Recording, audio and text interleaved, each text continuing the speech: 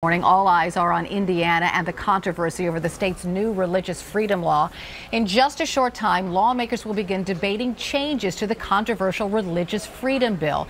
If the new language is passed, businesses cannot discriminate or refuse services based on sexual orientation or gender identity. A short time ago, Republican lawmakers outlined the goal of the revised language at a news conference.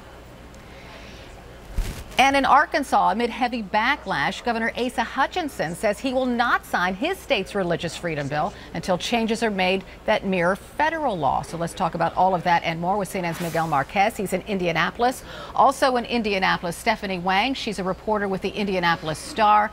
Commentator LZ Granderson is here, and criminal defense attorney Paige Pate. Miguel, first to you. Tell us about this addition to this law, the fix. What is it?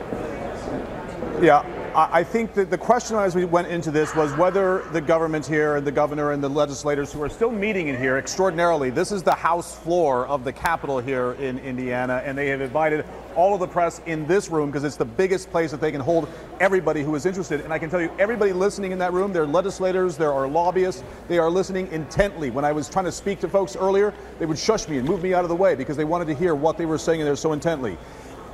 The question of whether or not this was a partial cave or a complete cave, it appears this is the new language. It has been hard fought over, and it appears it is a complete cave by the governor and by the conservative members of the House and the Senate here. For this reason, for the first time ever in Indiana history, it includes sexual orientation as a protected class in the Religious Freedom Restoration Act.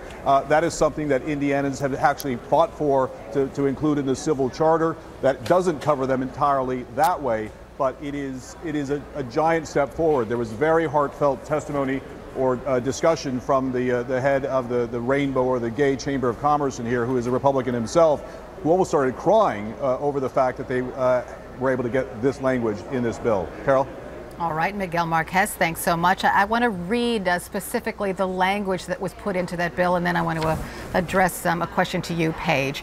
It says, the religious freedom law does not authorize a provider, including businesses or individuals, to refuse to offer or provide its services, facilities, goods, or public accommodation to any member of the public based on sexual orientation or gender identity.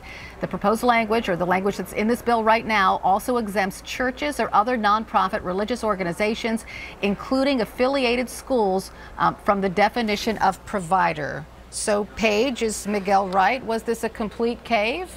It was a complete cave, and I think even more than that, what has happened here is that the supporters of this law who wanted to allow discrimination, this whole thing is backfired because now Indiana is going to provide more protection for same-sex couples, for sexual orientation, than that state has ever had before. So this fix, if it goes into this law, will not just change this law, but it will start protections in Indiana that they've never had before. So, Stephanie, what might conservatives think of the governor now?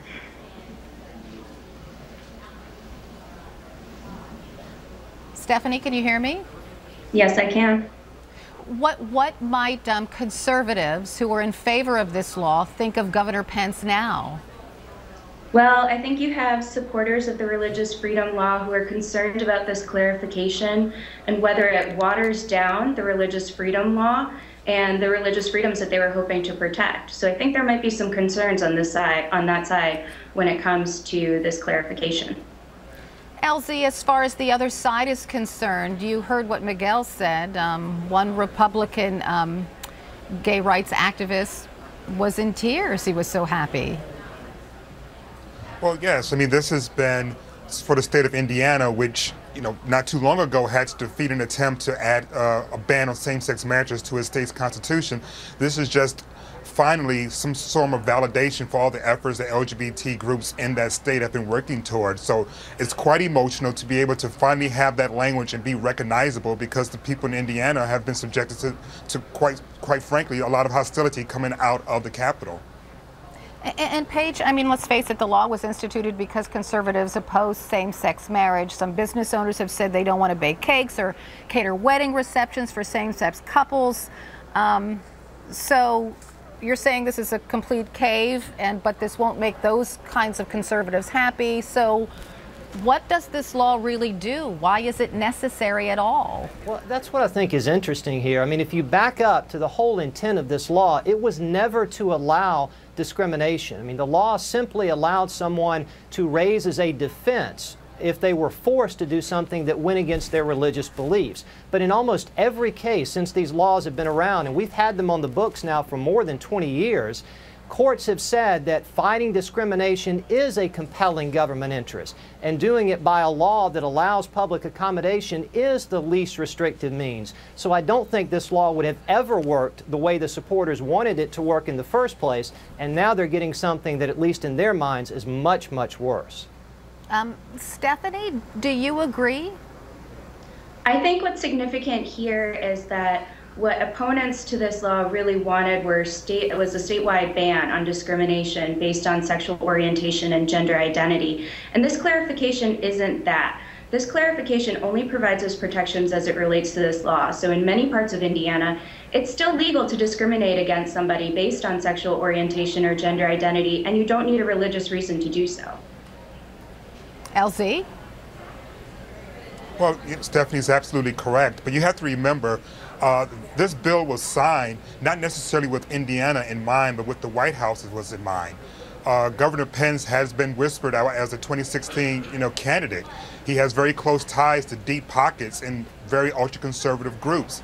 And so this was sort of his attempt to try to shore up his street cred with the conservatives, if you will. This is part of the reason why Governor Jeb Bush was the first person to come out in support of this bill with Governor Pence, because Jeb Bush needs to shore up his street cred among conservatives. So while it's good to see that this is a good first step for the state of Indiana, keep in mind that this whole move was really motivated, at least in my perspective, from the governor's office, was about 2016, not necessarily the people of Indiana.